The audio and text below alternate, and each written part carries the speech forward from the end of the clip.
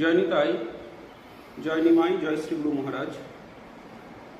আপনারা প্রত্যেকে জানেন আগামী 22শে আষাঢ়, ইংরাজি 7ই জুলাই 2024 শ্রী রথযাত্রা অনুষ্ঠান আমাদের নিতাই নিমাই কুঞ্জের পক্ষ থেকে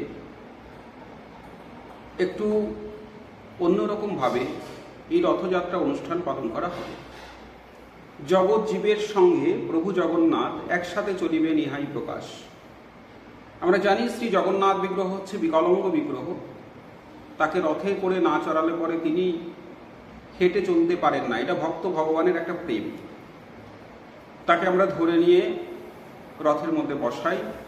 ঠিক সেই বিশেষ প্রথাকে মর্যাদা দিয়ে জগতবাসী যে সমস্ত অচল ভক্তবৃন্দ, অর্থাৎ যারা শারীরিকভাবে আজকে চলাফেরার ক্ষমতা হারিয়ে ফেলেছেন, ঠিক তাদেরকে নিয়ে আমাদের রথযাত্রা অনুষ্ঠান হবে এবং তাদের মাথার উপরে আমাদের জগন্নাথ বসবেন।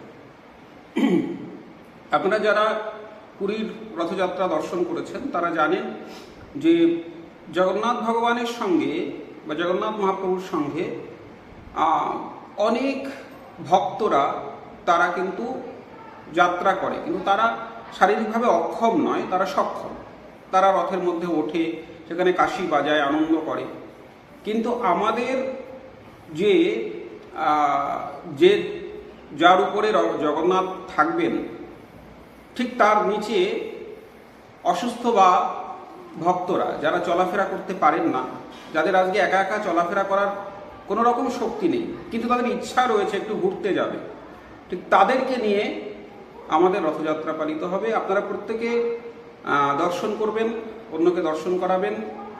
আমরা নিতাই নিমাইকুঞ্জের পক্ষ থেকে চাই যে জিনিসটা আজকে আমরা শুরু করতে চলেছি সেটা সকলে শুরু করুক।